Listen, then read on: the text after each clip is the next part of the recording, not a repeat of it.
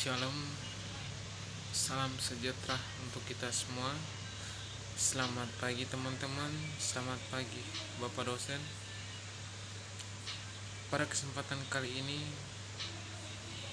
saya akan membahas isi buku yang berjudul Pemahaman Hubungan Ras dan Etnis. Sebelum saya membahas isi buku ini, perkenalkan, nama lengkap saya Yohanes Malo, jurusan Sosiologi kelas B reguler sore semester 7. Saya langsung saja. Sebuah studi terbaru menawarkan wawasan tentang pertanyaan itu sambil mengukur jarak sosial di antara mahasiswa di Universitas Negeri Menengah di Timur Utara Amerika Serikat. 3 penelitian juga meneliti pola persahabatan antara kulit hitam Hispanik, kulit hitam atau putih Hispanik, hitam Hispanik atau putih hitam, dan putih Hispanik. Sampel mereka terdiri dari 297 mahasiswa baru, 52 mahasiswa tingkat 2, 73 junior dan 83 senior. Di antara 297 berkulit putih, 71 berkulit hitam, dan 80 Hispanik. Dengan ini yang dia maksud adalah orang-orang dari dunia sosial yang sama saling berhubungan, tahu bahasa termasuk bahasa gaul, adat istiadat, kepercayaan, simbol, dan keseharian pola perilaku yang biasanya tidak dilakukan oleh orang asing.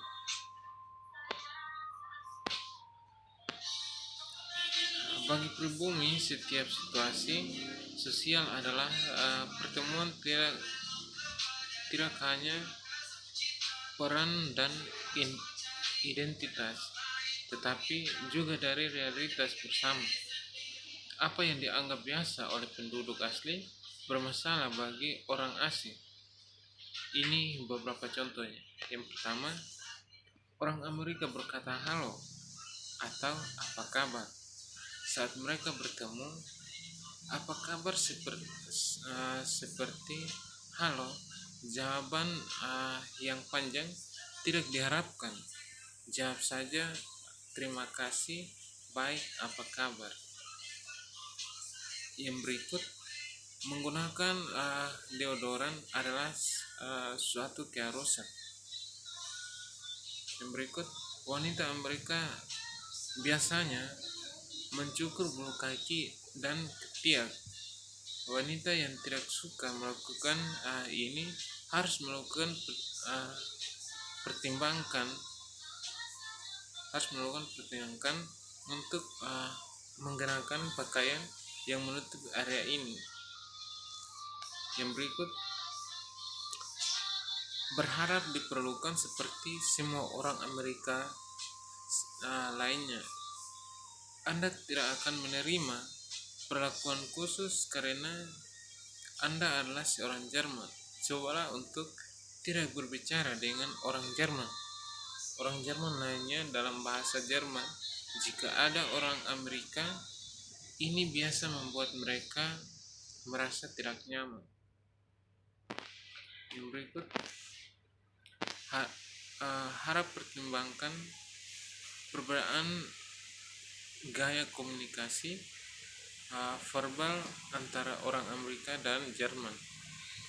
Itu gaya berbicara Jerman yang khas, terdengar kasar dan kasar bagi orang Amerika. Ingatlah hal ini saat berbicara dengan orang Amerika. Yang berikut, bersikap sopan. Gunakan kata-kata seperti tolong dan terima kasih. Lebih baik menggunakan terlalu sering daripada tidak cukup. Juga sadari suara Anda dan ekspresi wajah Anda. Suara Anda harus ramah dan Anda harus tersenyum. Jangan bingung dengan sifat ramah dan santai. Tidak mempersemangat orang-orang, mereka berhati-hati, berpikir mandiri, dan melakukan sesuatu dengan cara mereka sendiri. Orang Amerika bangga kemerdekaan mereka.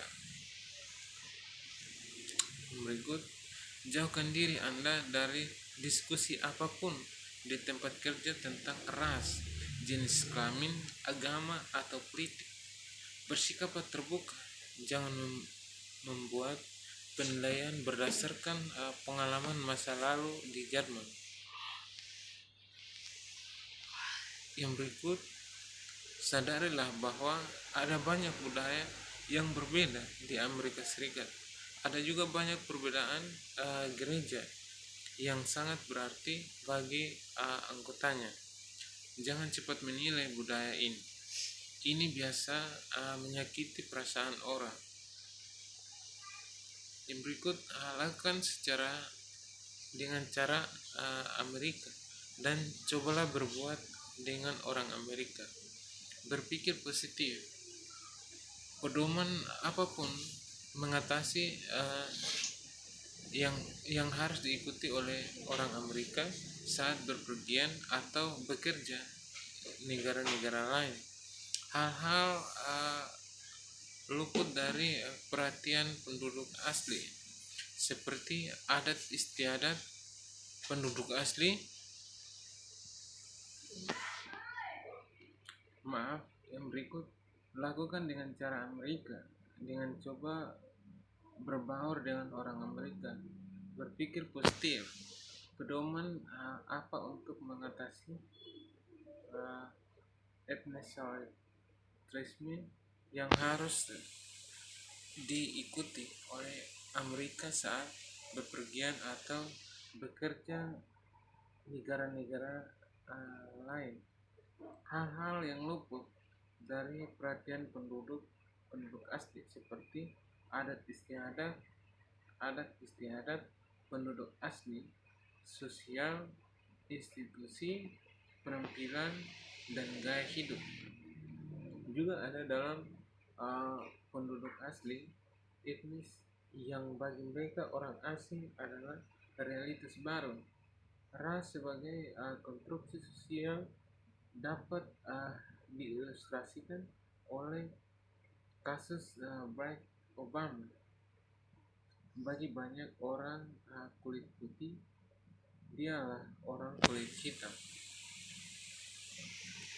Yang berikut ini beberapa pengertian dari kata imigrasi dan migrasi. Yang pertama, migrasi adalah istilah umum yang mengacu pada pergerakan orang masuk dan keluar dari area tertentu, yang dapat berupa di dalam suatu negara atau di suatu negara ke negara lain. Contohnya adalah migrasi orang dari satu benua ke benua lain, atau migrasi orang Afrika Amerika dari selatan ke utara. Yang kedua, imigrasi adalah istilah yang lebih sempit yang mengacu pada pergerakan orang keluar dari suatu negara untuk menetap negara yang lain. Yang berikut, imigrasi mengacu pada perpindahan orang ke negara baru untuk menjadi penduduk tetap. Jadi kita bisa bicara misalnya tentang imigrasi orang dari Peru dan imigrasi mereka ke Amerika Serikat. Untuk pengiriman negara mereka adalah imigrasi, dan ke negara penerima mereka adalah imigrasi. Yang berikut, mengidentifikasi karakteristik Kelompok minoritas. Karakteristik kelompok minoritas. Ketika ilmuwan sosial menyempurnakan pendekatan mereka untuk mempelajari kelompok minoritas, sensus berkembang berdasarkan 5 karakteristik yang dimiliki oleh minoritas di seluruh dunia. Yang pertama, kelompok tersebut menerima perlakuan yang tidak setara dari masyarakat luas. Yang berikut, kelompok muda dikenal karena membedakan fisik atau budaya, karakteristik pedesaan yang dijunjung tinggi. Kelompok merasakan identitas kelompok